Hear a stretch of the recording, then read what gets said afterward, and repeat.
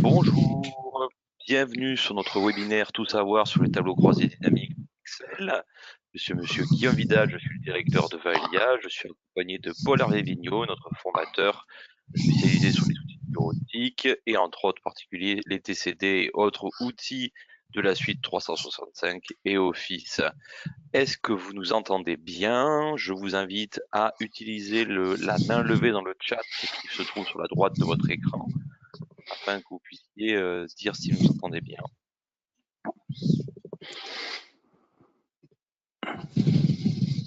Voilà. Vous pouvez aussi taper un message directement dans le chat.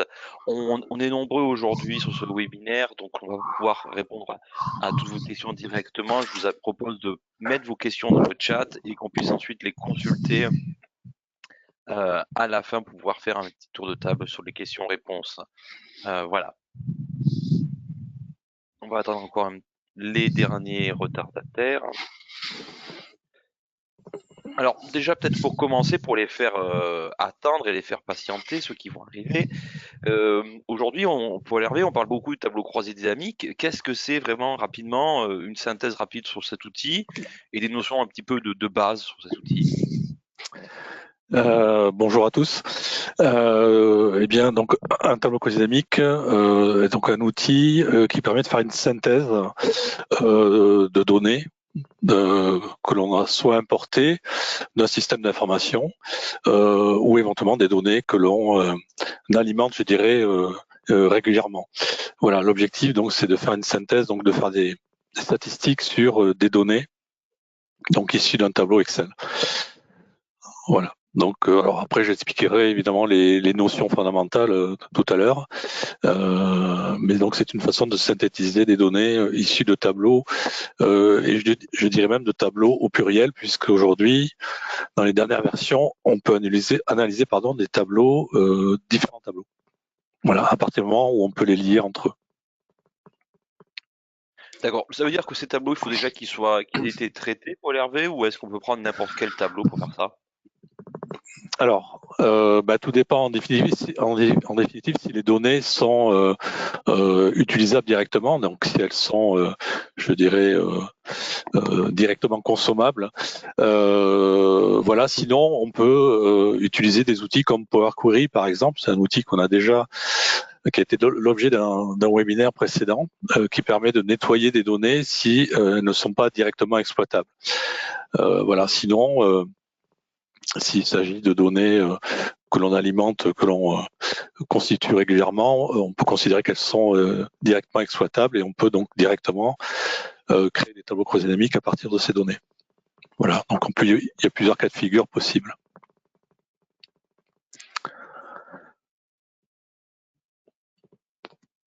Excusez-moi, petit élément technique. Est-ce que tu peux peut-être nous donner des exemples, Paul Hervé, un petit peu sur des tableaux? Est-ce que tu as quelque chose qui peut passer dans les slides suivants, peut-être? Ok. Bien, alors, donc comme je vous le disais, l'objectif d'un tableau croisé dynamique, c'est donc d'effectuer une synthèse, donc à partir de tableaux qui contiennent des informations brutes. Alors quand ce que je dis brut, c'est-à-dire qu'on fait des données qui ont été extraites d'un système d'information, style un ERP, une application de comptabilité, de paye, etc. Ou bien des données qui ont été donc récupérées et transformées, donc à l'aide de Power Query éventuellement. Si on a besoin de les corriger, de les nettoyer, on peut avoir de temps en temps des lignes vides, par exemple, ou des colonnes dont on n'a pas besoin, qu'on n'a pas besoin d'exploiter. Donc, on peut avoir besoin de faire tout ce travail de transformation. Et là, on utilisera donc Power Query. Voilà. Et il est possible également de travailler donc aussi avec des tableaux de données que l'on alimente régulièrement, ce qu'on appelle des tableaux de suivi d'activité. Voilà. Et dans l'idéal, et ça c'est quelque chose sur lequel on insiste pendant nos formations, il est intéressant de convertir ce tableau source en ce qu'on appelle un tableau de données, qui a donc la particularité d'être extensible. C'est-à-dire que toute ligne ajoutée au sein du tableau est automatiquement pris en compte, ce qui va simplifier la réactualisation des tableaux croisés dynamiques. Voilà, donc ça c'est une notion importante que l'on aborde justement pendant nos formations également. Voilà. Donc les trois notions essentielles pour construire un tableau dynamique sont donc la possibilité d'effectuer des calculs, c'est-à-dire faire des sommes, on peut également compter, c'est-à-dire dénombrer, on peut faire des moyennes, on peut après utiliser des fonctions un peu plus statistiques comme les écarts types par exemple. Ça, c'est la première notion importante, la notion de calcul. La deuxième notion, c'est pour moi la notion la plus importante, c'est la notion de regroupement. On va pouvoir regrouper selon des données en ligne ou en colonne. Je vais tout à l'heure vous faire une petite démonstration. Et puis on pourra également, troisième notion, appliquer des filtres sur le tableau croisé dynamique également. Voilà. Donc, on peut partir de données brutes, c'est-à-dire des données qui ont été importées d'un système d'information. Donc, ces données brutes, comme je vous le conseillais, on convertit le tableau dans un tableau de données. Alors, la nécessité, c'est de partir d'un tableau qui va posséder une ligne d'en-tête, c'est-à-dire une ligne qui contient les différents intitulés des colonnes. Ça, c'est quelque chose d'obligatoire. Voilà. Donc le nombre de colonnes n'est pas limité, le nombre de lignes non plus. La seule limite, c'est le million de lignes inhérent donc aux capacités d'une feuille de calcul. Voilà. Maintenant, je préciserai que si certains ont besoin d'analyser plus d'1 million de lignes, on peut directement, éventuellement, utiliser un outil comme Power Pivot qui permettra justement de pouvoir analyser, pourquoi pas, des millions de lignes. Ça, c'est quelque chose qui est possible. Voilà, donc à partir de ces données brutes qui doivent être constituées dans un tableau, donc avec cette ligne en tête et des données dessous, il faut également une certaine cohérence au niveau des colonnes. Ça, c'est important, c'est des choses également sur lesquelles on insiste pendant les formations. Donc ce tableau brut va être transformé en tableau de données. Donc il va apporter cette fameuse extensibilité. Voilà. À partir de là, on va pouvoir donc construire notre tableau croisé dynamique. Donc avec les trois notions que j'ai indiquées tout à l'heure, dans la notion donc de valeur, c'est là que l'on va pouvoir, si vous regardez dans l'étape 2, nous avons une petite zone valeur dans laquelle on va constituer le ou les calculs que l'on veut effectuer. Puis on choisira de regrouper donc les données calculées en ligne ou en colonne selon différentes données qui ici sont le pays par exemple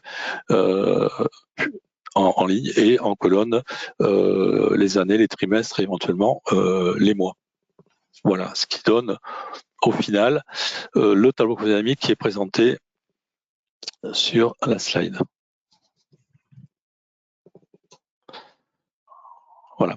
Alors, avant de vous faire une démonstration, ce qui est intéressant dans les tableaux dynamiques, c'est que ça nécessite très peu de temps pour le constituer. Vous allez voir, en quelques clics, c'est fait. Donc, par des opérations de glisser-déposer très simples. Ce qui est important également de préciser, c'est qu'il n'est pas nécessaire de connaître les fonctions de calcul avancées d'Excel.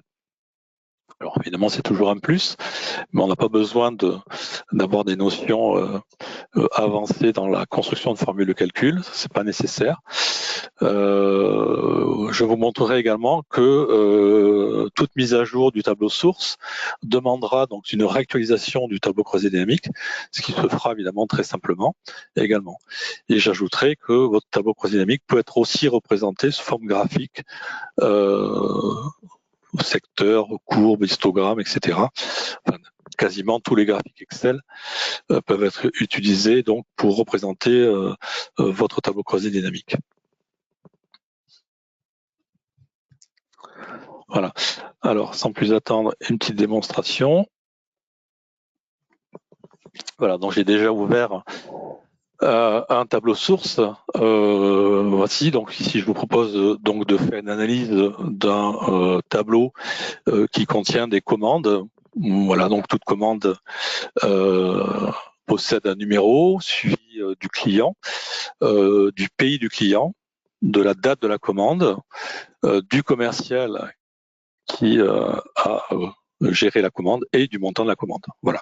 Voilà, le tableau ici est constitué d'un ensemble de 830 lignes. Voilà. Et alors donc ça, on peut estimer que c'est un tableau brut ou un tableau, pourquoi pas, que j'alimente régulièrement, pourquoi pas. Et donc je vais le convertir, le transformer en tableau de données, donc justement pour apporter cette notion d'extensibilité très importante pour faciliter la réactualisation du tableau croisé dynamique. Donc à ce stade, je me positionne dans une des cellules du tableau et je convertis ce tableau, on va dire nommé tableau standard, en un tableau de données. Donc je choisis un style de présentation. Je valide donc la plage de cellules pour mon futur tableau de données. Je valide le fait que mon tableau possède bien une ligne d'en-tête et je valide. Voilà. Alors, ça change évidemment visuellement puisque le style a été appliqué. Voilà. Donc, mon tableau de données est maintenant constitué. Je peux, et je vais le faire ici, changer son nom, puisque tout tableau de données porte un nom unique au sein du classeur. Je vais l'appeler par exemple commande. Voilà. Et ce tableau, pardon, j'ai fait une petite erreur de saisie. Donc, voilà, tout ce qui est espace et caractères de ponctuation est interdit dans le nom d'un tableau. Voilà. Et donc, mon tableau de données va être la source de mon tableau croisé dynamique. Je vais donc maintenant créer via l'onglet insertion d'Excel. Nous allons trouver un bouton qui s'appelle tableau croisé dynamique. Voilà. Donc, une petite fenêtre de paramétrage. Donc le tableau source est bien mon tableau de données qui s'appelle commande, c'est bien lui. Je vais donc décider de créer ce tableau croisé dynamique sur une nouvelle feuille de calcul qu'il va insérer dans mon classeur. Mais ça pourrait être une feuille de calcul existante. Et à ce moment-là, il faudrait que j'indique l'emplacement de cette feuille dans ce cas-là. Donc je vais prendre l'option nouvelle feuille de calcul. Voici, et cette option ajouter ces données modèles de données me permettrait de pouvoir lier plusieurs tableaux. Ça, ce sont une fonctionnalité que l'on voit également dans les formations que l'on dispense. Voilà. Paul Hervé, par rapport à ça, l'interface change un petit peu quand on est selon la version d'Excel qu'on a, mais c'est toujours le même principe. Non, alors évidemment, même je dirais les versions que l'on voit encore actuellement au niveau de nos clients, c'est les versions 2010, mais déjà depuis 2010, on a quasiment la même interface. Voilà, donc voilà, pour toutes les versions d'Excel, c'est le même principe. La notion de tableau de données existe également dans les versions 2010, même 2007. Donc, et les tableaux dynamiques sont toujours n'ont pas changé non plus. Voilà. Alors, j'ajouterais que cette option dont je parlais à l'instant, ajouter ces données, modèle de données, me permet donc d'analyser plusieurs tableaux au sein d'un même tableau croisé dynamique. Pour cela, il faut une colonne commune. Bon, ça, c'est des choses que l'on voit pendant nos formations. Et ça, cette option est apparue depuis la version 2013 d'Excel, je crois. Donc voilà, la version 2013, c'est quand même maintenant considérée comme une version quand même un petit peu ancienne encore. Voilà, donc autrement, fondamentalement, la notion de tableau dynamique n'a pas changé. Parfait, merci. Voilà, je valide donc cette demande de création de tableau croisé dynamique. Voilà, donc Excel m'a bien inséré une feuille de calcul. Mon tableau dynamique donc est situé sur ma feuille de calcul. Pour l'instant, évidemment, il n'affiche rien, évidemment, puisque je n'ai pas encore indiqué ce que je souhaitais représenter. Voici donc ici un volet à droite apparaît avec la liste donc, de toutes les colonnes de mon tableau source, les commandes, les colonnes de numéro de commande, client, etc. Et mes 4 zones, filtre, colonne, ligne et valeur, qui correspondent aux 3 notions que je vous ai présentées tout à l'heure. Donc la notion de valeur, c'est la notion de calcul. C'est là que je vais donc décider le calcul ou les calculs que je veux afficher dans mon tableau croisé dynamique. Les zones lignes et colonnes, qui sont les zones dans lesquelles on va indiquer les champs que l'on souhaite regrouper. Donc on va voir que Excel est capable de regrouper par rapport à des colonnes texte, mais également des colonnes chronologiques, à la condition que les colonnes soient cohérentes. C'est-à-dire que pour pouvoir regrouper par rapport à une colonne chronologique, il faut que la colonne ne contienne que des données chronologiques.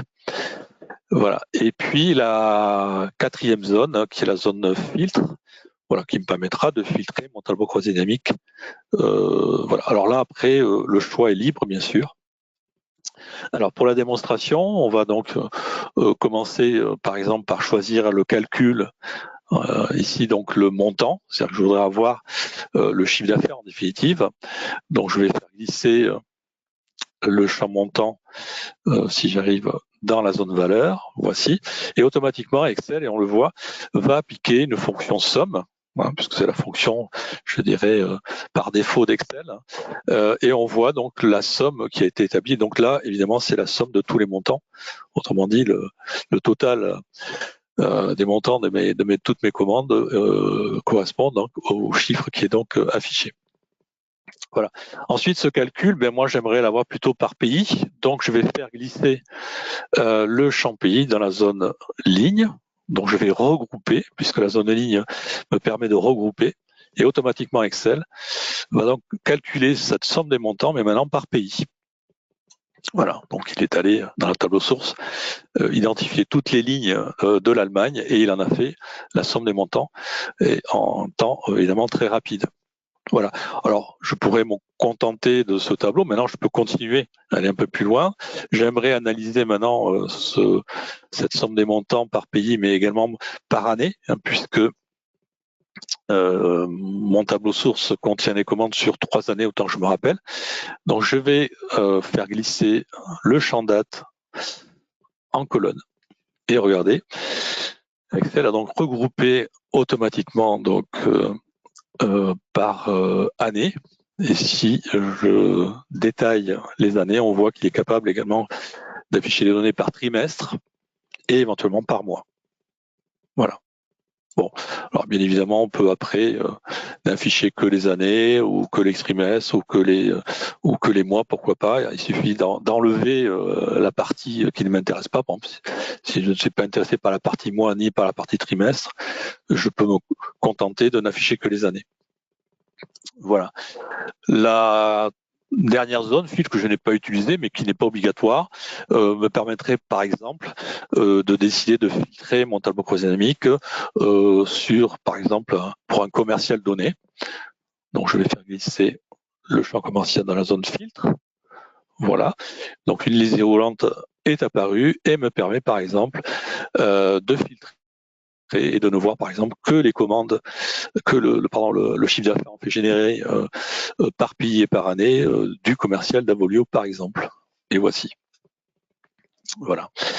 Donc voilà une petite démonstration de la construction d'un tableau croisé dynamique. Voilà. Alors je vais réafficher la totalité des commandes.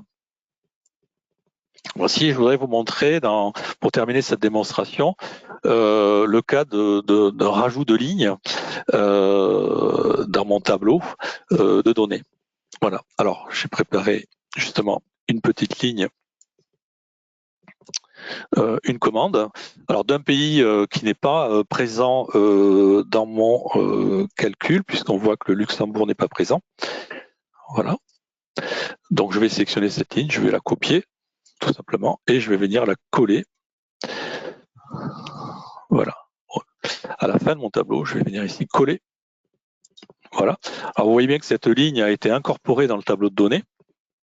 On le voit, hein, ne serait-ce que par la mise en forme et le style qui a été appliqué.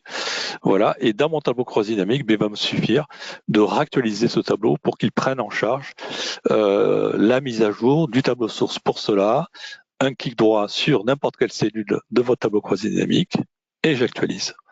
Voilà. Et voici le Luxembourg qui apparaît.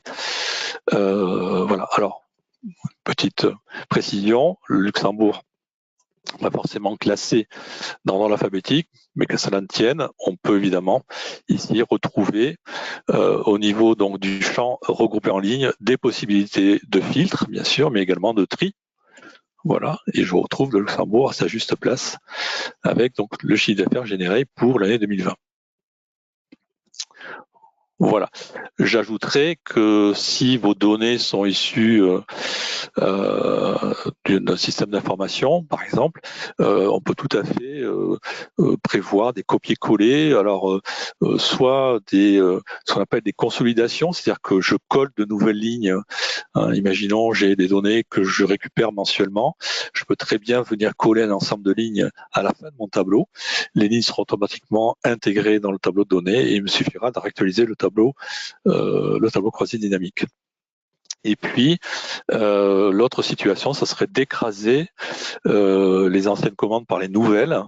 Donc, même chose, on peut tout à fait faire ce genre d'action et ensuite réactualiser le tableau croisé dynamique. Voilà. Alors, pour terminer au niveau de cette démonstration, je vous ai montré comment créer un tableau croisé dynamique, mais sachez qu'on peut créer plusieurs tableaux croisés dynamiques liés à la même source. Il n'y a pas de limite particulière et j'ajouterai aussi que lorsqu'on réactualise un tableau croisé dynamique, Excel va réactualiser en définitive tous les tableaux croisés dynamiques à partir du moment où ils sont de la même source. Voilà la démonstration pour ce qui est de construire un tableau croisé dynamique. Merci pour l'Hervé. Terminer, et puis après je laisserai. Oui, je vais peut-être terminer, tout simplement pour quand même préciser voilà, qu'au cours de notre formation, bien sûr, des différentes formations Excel, nous abordons ces tableaux croisés dynamiques qui intéressent un nombre quasiment tous les utilisateurs. Et c'est vrai que souvent, les utilisateurs ont des a priori par rapport au tableau croisé dynamique. Ils croient souvent que c'est très compliqué, mais en définitive, il suffit un petit peu de méthodologie, savoir ce qu'on peut faire avec. Voilà, donc nous abordons ces tableaux croisés dynamiques dans les formations Excel intermédiaires, dans les formations Excel confirmées, mais nous avons également 2 ateliers. Le premier est liste et tableaux croisés dynamiques, dans lequel on aborde justement cette notion de tableau de données. Donc ce qu'on appelle également des listes, donc pour voir précisément l'intérêt de ce genre de tableau. Puis ensuite, on voit comment créer des tableaux croisés dynamiques. Et puis un atelier qui nous permet d'aller plus loin dans les tableaux croisés dynamiques, voir des fonctionnalités avancées qui permettent donc de faire des synthèses un peu plus élaborées, notamment comment construire des tableaux de bord avec donc différents tableaux croisés dynamiques. Voilà. Et pour terminer, il y a aussi une dernière formation, je vous en parlais tout à l'heure avec Power Pivot. Ça, c'est pour gérer les situations où on a un nombre de lignes très important, qui dépasserait le million de lignes notamment. Mais également, Power Pivot va nous permettre aussi de pouvoir faire des calculs un peu plus, je dirais, avancés que les calculs des tableaux croisés dynamiques, notamment possibilité de faire des calculs chronologiques qui nous permettent par exemple de faire des calculs de cumul, par exemple, ou des calculs chronologiques sur des périodes de temps décalées, etc. Donc là, il y a des calculs avancés qui peuvent être intéressants à l'aide de Power Pivot. Voilà. Bon, je laisse la main à Guillaume. Merci beaucoup pour l'Hervé pour cette présentation rapide de l'outil tableau croisé qu'on peut trouver dans Excel. Pendant ta démonstration, j'avais déjà des questions. Donc vous pouvez y aller pour continuer vos questions dans le chat. On est là pour y répondre avec Paul Hervé. Le modèle de données que tu as présenté tout à l'heure, est-ce qu'il est toujours d'actualité, même sur une version de 2010 ? Le modèle de données, c'est-à-dire ? Je pense qu'il faisait référence au tableau modèle données. Je sais pas si tu vois. Oui, à un moment donné, lorsqu'on crée, je peux peut-être vous remontrer la manipulation ici. Est-ce que si je crée un tableau croisé dynamique, voilà, par rapport à cette question ici. C'est ça. Alors 2010, non, c'est 2013. Je crois que c'est à partir de 2013, j'en suis même quasiment certain, que l'on peut donc, je dirais, travailler sur plusieurs tableaux de données. Mais à la condition expresse que ces tableaux de données aient des colonnes communes pour qu'on puisse établir une relation qui est obligatoire pour qu'on puisse analyser plusieurs tableaux de données dans un seul et même tableau croisé dynamique. Voilà. Pour ceux qui connaissent certainement parmi vous peut-être la fonction recherche V, la fameuse fonction recherche V d'Excel. Justement, cette option permet justement d'éviter de créer cette fonction recherche, de solliciter cette fonction recherche V. Si vous voulez, ça permet donc d'éviter d'écrire des formules de calcul pour pouvoir récupérer des données d'un tableau à partir d'un autre. Voilà. Donc, mais c'est une fonctionnalité qui existe depuis la version 2013. Voilà. Donc, si on a 2010, merci, on est obligé de passer à une version un petit peu supérieure. Alors là, on a une question un peu plus technique. Qu'en est-il des données sous format SQL, des données SQL? Alors, est-ce que ça change quelque chose? Est-ce que... Non, alors ça je l'ai pas précisé, mais je peux le faire maintenant. On peut donc là je vous ai montré, on a travaillé à partir de données Excel, mais on peut très bien aller chercher les données où elles se trouvent. Ça c'est tout à fait possible. C'est-à-dire qu'on peut établir une connexion en définitive entre Excel et votre source de données, donc base de données SQL de n'importe quelle nature. Hein, ça peut être du SQL Server, ça peut être du Teradata, ça peut être... Voilà, alors évidemment, il va falloir avoir les identifiants de connexion nécessaires, mais c'est quelque chose qu'on peut tout à fait prévoir. Et donc, évidemment, l'intérêt, c'est qu'on a une synthèse en temps réel, bien sûr. Voilà, donc ça c'est possible. C'est qu'on n'est pas obligé de passer par l'étape dit d'export. On peut directement aller chercher et analyser les données où elles se trouvent. Voilà. Mais souvent, ça demande peut-être quelques connaissances SQL, peut-être, si on veut construire, je dirais, comment dire, l'instruction qui permet de récupérer les données. Voilà. Donc, mais sinon, c'est tout à fait possible, oui. Tout à fait. Et d'ailleurs, j'ajouterais qu'on peut très bien interfacer aussi s'interfacer avec Power Query, puisqu'en fait, Power Query sait aussi aller récupérer des données de n'importe quelle source, et notamment des bases de données SQL. Voilà, et on peut très bien donc exploiter des données qui sont passées par Power Query pour la partie donc extraction des données et éventuellement nettoyage ou transformation. On peut tout à fait donc exploiter les données fournies par Power Query pour les analyser dans un tableau croisé dynamique. Donc tout est possible. Voilà.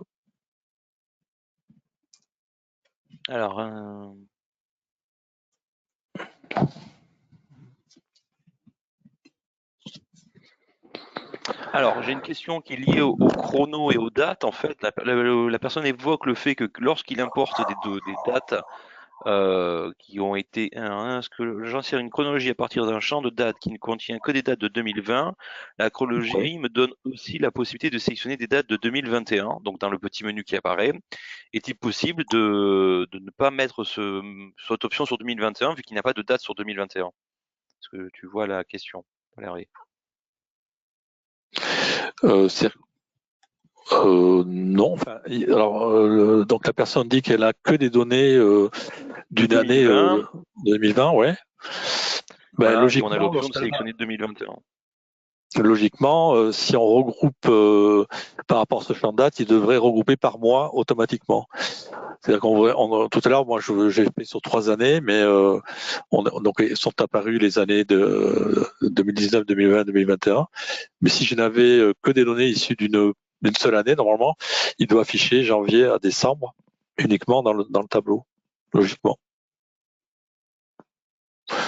Alors il y a peut-être une donnée manquante dans la colonne, voilà, parce que ça peut être un problème au niveau de la gestion d'un tableau croisé dynamique. Si vous avez une colonne qui n'est pas cohérente, quand je parle de colonne cohérente, c'est une colonne vraiment qui contient que des dates, hein, et pas une cellule vide ou voilà. Donc ça peut bloquer, si vous voulez, cette possibilité de regrouper par rapport à une composante de date. Donc ça peut être un facteur bloquant. Donc il faut s'assurer que la colonne soit cohérente. Moi, c'est ce que je vérifierai dans un premier temps. Parfait. Est-ce que, on est d'accord que pour utiliser les tableaux croisés dynamiques, on n'a pas besoin d'avoir une grosse connaissance d'Excel. Un débutant peut y accéder facilement quand il sait ce qu'il veut construire. Oui, à partir du moment où il connaît les principes d'Excel en termes de gestion de colonnes de lignes. Oui, moi je connais des personnes qui sont experts dans les tableaux croisés dynamiques et qui n'écrivent jamais de formule de calcul dans Excel parce qu'ils n'en ont pas l'utilité. Il y a des personnes qui qui ne font, alors je sais pas réducteur ce que je dis, mais qui ne font que traiter des données. Ils ont besoin de les synthétiser. Je pense notamment à des métiers comme des contrôleurs de gestion. Souvent, enfin, au cours des formations que j'ai pu dispenser, on s'aperçoit que c'est pas forcément des personnes qui sont très férus de formules de calcul, ça n'a pas vraiment l'utilité, ils ont besoin surtout de synthétiser les données. Et voilà, donc oui, je persiste ici et j'avance que on n'a pas besoin d'être un expert dans Excel pour faire des tableaux croisés dynamiques. Voilà, même si on est débutant, oui. Bon, il faut connaître les principes d'Excel en termes de formules, voilà, mais ça demande pas de connaissances, je dirais, très avancées d'Excel, pas du tout. Alors, sauf évidemment si on va aller plus loin dans l'utilisation d'un tableau croisé dynamique, parce que là, je vous ai fait une démonstration, mais évidemment, il y a d'autres fonctionnalités qui sont présentes et que l'on voit justement dans les ateliers de tableau croisé dynamique expert. On voit notamment la possibilité de créer des champs calculés, de pouvoir extraire des données d'un tableau croisé dynamique pour les afficher dans un autre tableau. Voilà, on voit tout un tas de possibilités intéressantes et qui là peut-être peuvent demander effectivement une connaissance d'Excel un peu plus approfondie. Voilà. Mais pour construire un tableau dynamique, il n'y a pas besoin d'être expert Excel, pas du tout. Et est-ce que ce fichier, avec les composantes qui sont collaboratives sur la partie Office 365, on peut les partager facilement? Est-ce qu'on peut travailler à plusieurs dessus sans problème? Est-ce qu'on peut travailler plusieurs sur un même fichier Excel? Sur Oui. ce tableau croisé dynamique? Oui. Alors là, moi, je ferai référence à la partie donc coédition, donc notamment d'Excel avec les versions online d'Excel. Oui, oui, on peut partager des informations. On peut partager des classeurs et pourquoi pas consulter des tableaux dynamiques. Oui, oui, oui.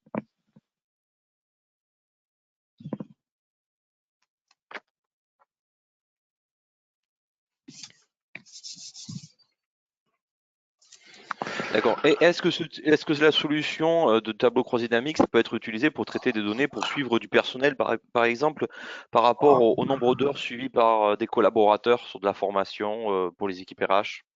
Oui, oui, oui. Oui. Oui, une gestion oui, de salariés ou de formation dispensée. Oui, on peut tout imaginer en termes de données. La seule contrainte, c'est d'avoir un tableau à la base qui soit constitué alors d'une ligne en tête dans des cellules individuelles. Alors ça c'est pas de cellules fusionnées notamment. Voilà, les en-têtes doivent être clairs, précis, uniques. Voilà, et vous pouvez gérer autant de colonnes que vous le souhaitez. Voilà, il faut que les colonnes soient cohérentes. Alors quand je dis cohérente, c'est que évidemment, par rapport à un intitulé, par exemple, tout à l'heure la notion de pays, bon voilà, si le pays du Brésil, par exemple, faut pas que le Brésil soit écrit un coup avec un accent, un coup sans accent, parce que pour lui, ce sont deux données différentes. Voilà. Donc c'est ça que j'appelle moi la cohérence. Voilà. Alors ça dans Excel, on a en plus des possibilités. C'est ce qu'on voit notamment dans l'atelier liste et tableau croisé dynamique. On voit justement comment mettre en place ce qu'on appelle des validations. Ce sont des données que vous saisissez vous-même. Il y a des outils de validation qui vont vérifier que les saisies soient cohérentes. C'est-à-dire que par exemple, on peut vérifier qu'une cellule contienne bien une date ou un nombre, ou voire une valeur parmi une liste de valeurs imposées. Voilà, ça c'est ce qu'on appelle la validation. Donc ça c'est très important, ça s'avère très important par la suite pour les tableaux croisés dynamiques, si c'est un des objectifs bien sûr au niveau de la gestion de ce tableau source. D'accord. Et est-ce qu'on peut obtenir des graphiques suite à ce type d'analyse? Oui, oui, oui.